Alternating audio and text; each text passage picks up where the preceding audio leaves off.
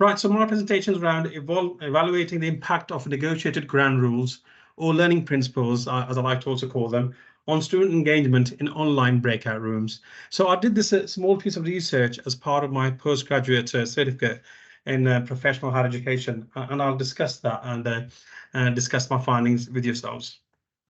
So just a brief personal introduction. I'm actually graduated in computer science engineering, and then my master's in applied criminology and police management before I came into education. I was a police officer for 30 years, and the reason I joined the police was to make a difference, I guess, to the communities, and I was very passionate about making sure that the best possible service provided to the people where I lived in, and of course to the local communities. So I was a senior manager for 16 years in the police service as a senior officer, influencing change and promoting innovation, and I was a strong proponent for education and making improvements to technology via education as well. After retiring from the police service, I joined the Staffordshire University as a lecturer, and I'm a lecturer at the Institute of Policing, and I have a strong passion for innovation and higher education, hence my research into this topic. So that's a brief, personal introduction. The key purpose for my piece of research was, like I said here, to evaluate and test some negotiated ground rules or shared learning principles for the impact they have on student learning experience in online breakout rooms. And the reason for me for doing that was because I had been teaching now for a few months on the course, and we all know when you're teaching and breaking students out into online breakout rooms, we're not able to go in each room. So what happens in the room, it depends upon how active the students are and what their subject is that they're discussing, and it depends then their own interactions and their own sort of you could say their own personal preferences. But the idea was, can we actually standardize that? Can we make sure that everyone gets involved? And how does that then land with the students themselves?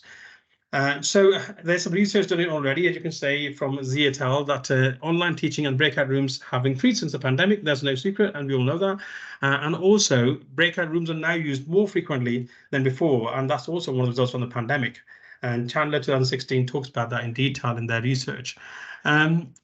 And we all know that student engagement is absolutely important, and there's research there, abundance around that, especially said by Kahu 2013 as well, because the more students are engaged, the better they become at their learning experience, and the more informed they are from the special topic that's been taught or has been discussed. So that was my key purpose, just to ensure that the breakout rooms online, the students can be as much engaged as can be possible. And is there anything we can do to make them that more structured? Okay, so the research process which I followed was a 4-step process, and it's kind of rooted in O'Brien 2018, Dustin Clark 2007, but I also added my own sort of a stance to it as well. So the first step was to negotiate the ground rules with the students in a class. Then to do an activity, i.e. before and after. So there was a classroom of a number of students where we broke out into different breakout rooms. There's about 11 in total, with 4 students each, where the activity took place without any ground rules, without any briefing, for them to do the activity and have that discussion. The same group, the same class, a couple hours later, were then broken into breakout rooms again to do another activity. This time, before the activity, they were asked to put forward what rules or what learning principles they will all agree to and follow before the activity, to measure what impact it has, and secondly, whether they would actually open to it, and thirdly, whether that does improve the learning experience of the students inside, and how do they feel about it. Their feedback was then captured towards the end of the day itself to make sure that it was all fresh through a questionnaire. Oh, okay. Yes, yeah. You gave her. Yeah. Okay. She says it shouldn't make a difference. I think Okay. someone's No, I microphone's think just it's come on muted. Original Well, request. I've just stopped because, are we okay? Yep, I think we're all good. Okay, so step 3, if everyone's with me, the step 3 was then to collate their feedback, because this is like a live experiment. Through a questionnaire. The questionnaire had 8 questions, both closed and open, and I'll discuss that in the following slides. And then that was triangulated through a focus group made of 6 volunteers to see exactly what their thoughts. The focus group were not aware of what the feedback from the questionnaires was, because that was done independently. So just to see what the general feedback was. And the 4th step was to to analyze the feedback and collect all the feedback to see how the students, what they felt from this experiment. So it was kind of an action-based research and experiment. Okay, I'll just briefly discuss here the scope, benefits and limitations to the study or the process. I say the process because it was an experiment done over a day. The limitations are it was a small scale study, part of my postgraduate certificate. It was a sample size of 44 students, all the small, but it's still something to take note of. The positive thing was it was before and after experiment, so you could see exactly how they reacted before and after. It was done over a single classroom, so that's the limitation. It wasn't a wider research, but the positives were the conditions for the action research, i.e. the classroom, the technology, and everything that surrounds it in terms of environment was same for both before the actual learning principles were introduced and after they were agreed. So that was same. There were same students in all the breakout rooms. We did not change the students. So there's 4 each in each breakout room, 11 breakout rooms. There was 4 same students in the 11 breakout rooms. So that stayed the same, and it was the same course.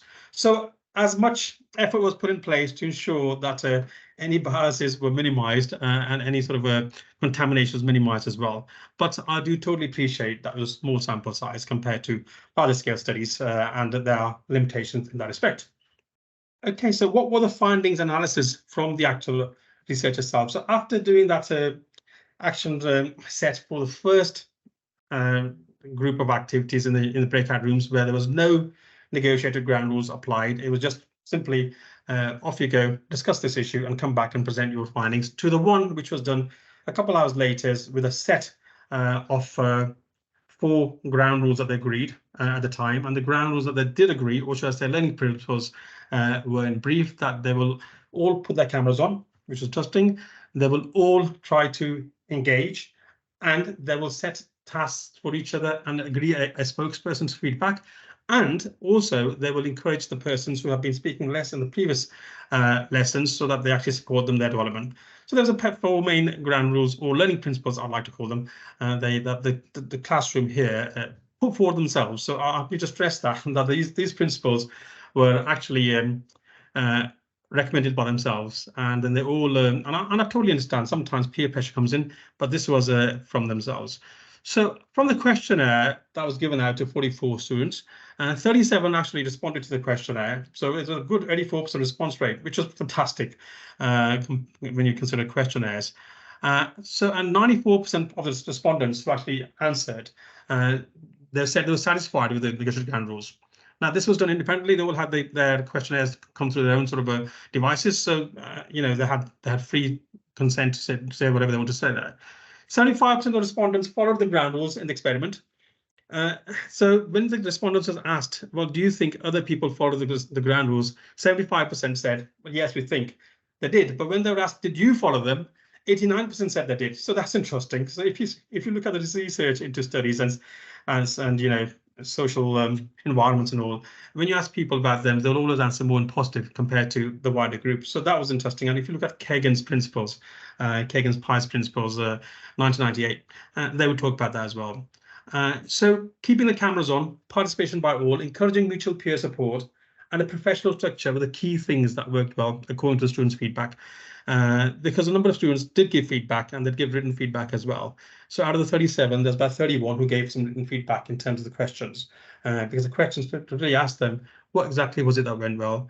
What exactly that didn't go well? And how would they improve things in the future? And what were the actual obstacles? And did it change anything at all? So all these questions were asked. There was a reluctance by a small number to put the cameras on. So it's about 15% didn't want to put the cameras on. And that was because they had IT issues, or some didn't like their background. And as simple as it is, some students didn't know how to change their background on the screen. So there's small little things that came out. And there's also social economic factors which people gave. I don't want to put the background because I feel comfortable by not doing so. So there was no, they weren't forced to put the cameras on. It was just left at it as it is. So there's 15% who didn't want to do that. And there's about 10% who didn't like the ground rules. So they kind of found, it didn't make any change whatsoever. And that could be because some people we're all different, how we learn, and maybe that they're just happy the way things are, or some people just don't like that extra level of intrusion. But there was 10%, a small number, that didn't like the whole idea of having a negotiated ground rules. So in the main, 82% found the ground rules effective and aided their learning, according to their feedback.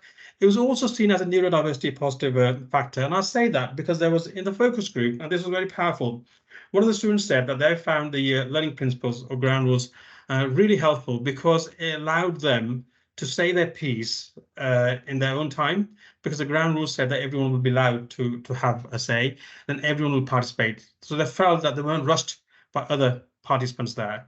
And I think that was pretty positive. So there's a bit more work that needs to be done around that, because if that's the case, then it's something that needs to be considered for the future. The focus group consisted of 6 students. They were all volunteers, and they all independently supported the feedback that came from the questionnaires. So in the main responses from the questionnaire focus group, support the hypothesis that negotiated ground rules or learning principles, because ground rules can be a term sometimes by people find, oh, this has been imposed on us.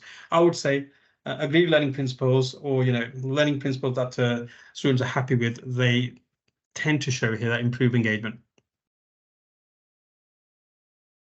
So some of the responses and comments that were made, and I've got some here. There's about 31 students who actually put some of their comments as well there, are here. So one of them said the ground rules made it feel like a normal classroom in terms of actually seeing people and doing the work rather than just voices. So this was in relation to the cameras on policy that they had, or should I say that they agreed to, because with the cameras on, they can actually see people and they can interact with them. They felt that made the learning that much more interactive, and it encouraged them to participate.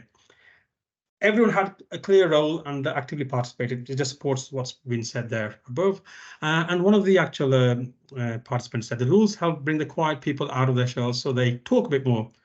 This made the whole chat more interactive and more beneficial for all of us. So there's another one. So there was a number of comments, and there were a couple where people said, we don't need ground rules. Like I said, 10% didn't totally agree with it. But there was a lot of positive comments from the students. Because bear in mind, they had done a group exercise, or should I say, they had done the breakout rooms without any structure or any rules or any negotiated principles around it. And then they did one a couple hours later with some formal structure principles around it. And they found that the latter was much more beneficial and aided their learning that much more better. So what next? Recommendations. So some of our recommendations from this, I should say, the very small scale study was, and I have discussed that already with my course, and going forward, we'll do that with the Institute of Policing. Instead of months for further evaluation, because this is a small scale study, to see actually how it affects the other courses.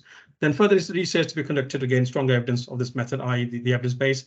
And if we've proven successful, and if the evidence continues to be the same as what I found in my small scale experiment, then the university to consider implementation within certain courses in a consistent way. Because the other thing you have to do consistently. You can't have one set of rules in one course and another one for the same course, another cohort doing something different. It's just having those sort of things to think, consider about. So that was my recommendations. There are some references in the slides here, which I've used throughout the presentation, and there's here. I have gone through it pretty quickly, pretty sharpish, trying to bring some time back for George and Lau, but that is my presentation here.